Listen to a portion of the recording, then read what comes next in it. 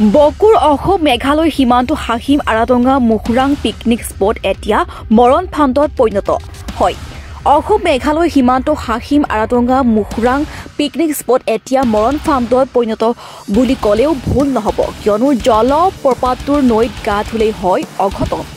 Hahim আৰাটঙ্গা মুখৰাং picnic স্পটলৈ গৈ আপুনি ঠাণ্ডা পানী দেখি গা ধুই এনজয় কৰা সপোন দেখিছে নেকি? তেনেহ'লে সাৱধান হওক, কিয়নো আপুনি গা ধুবলৈ যোৱাৰ আগতে 100 বাৰ ভাবক আপোনাৰ জীৱনলৈ নামি আহিব পাৰে কাল অমানিশা।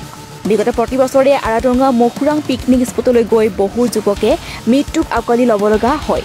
তথাপিও আৰাটঙ্গা মুখৰাং পিকনিক স্পটৰ স্বত্বাধিকাৰীয়ে আজিলৈকে কোনো ধৰণৰ পদক্ষেপ গ্ৰহণ কৰা দেখা নগ'ল।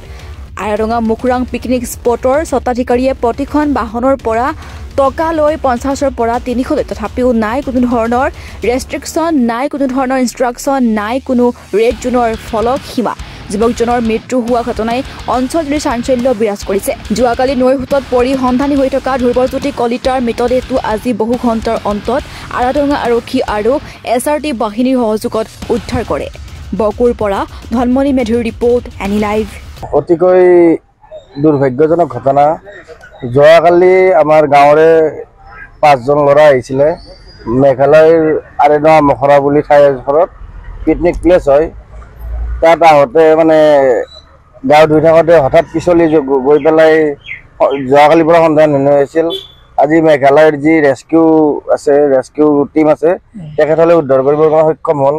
আৰু এইখিনিতে মেঘালয় পুলিচ আৰু ৰেস্কিউ টিমক ধন্যবাদ জনাইছোঁ, কাৰণ তেখেতসকলে সুন্দৰভাৱে কাম কৰি পেলাই আজি যি সন্ধানহীন আমাৰ ধ্ৰুৱজ্যোতি কলিতা তেখেতক পাবৰ কাৰণে সক্ষম হ'ল। লগতে মই এটা দুখেৰে জনাওঁ যে যিখিনি জাগা, সেই জাগাখিনি অকণমান দেখাতে ডেঞ্জাৰ যেন পায়। গতিকে যিহেতুকে এইটো পিকনিক প্লেচ হয় আৰু যেতিয়া বাহিৰৰ মানুহ আহে নহয়, সেই বস্তুখিনি মানে কি ভালদৰে গম নাপায় যে কোনখিনি ডেঞ্জাৰ হয়, কোনখিনি ভাল বা কোনখিনি বেয়া। গতিকে সেই এটা মানে কি যদি তেখেতসকলে যিখিনি পিকনিক প্লেচৰ যিখিনি স্বত্বাধিকাৰী বা যিখিনি এই কণ্ট্ৰলটো কৰে, সেই কণ্ট্ৰল কৰা ব্যক্তিসকলে যদি মানে কি এইখিনি কমচে কম দিয়ে যে এইখিনি অলপমান ৰেড জ'ন এলেকা হয়, ইফালে নাযাব, এনেকৈ নাযাব, এটা যদি মানে বান্ধন থাকিল হয় নহয়, হয়তো এনেকুৱা ঘটনা দ্বিতীয়বাৰ নহয়। গতিকে যা নহওক কিয় যাৰ ঢুকাইছে বা যাৰ মৰিছে সিহে গম পাইছোঁ কেনেকুৱা দুখজনক হয়। গতিকে আকৌ এবাৰ মেঘালয় পুলিচ আৰু মেঘালয় ৰেস্কিউ টিমক ধন্যবাদ জনাইছোঁ। লগতে যি পিকনিক প্লেচৰ মানে বিষয় মানে স্বত্বাধিকাৰী তেখেতকো ক'ব ওলাইছোঁ যে এনেকুৱা যেন দ্বিতীয়বাৰ নাই, সেইকাৰণে আপোনালোকে অলপ পদক্ষেপ লওক, এইখিনিয়ে ক'ব লগা।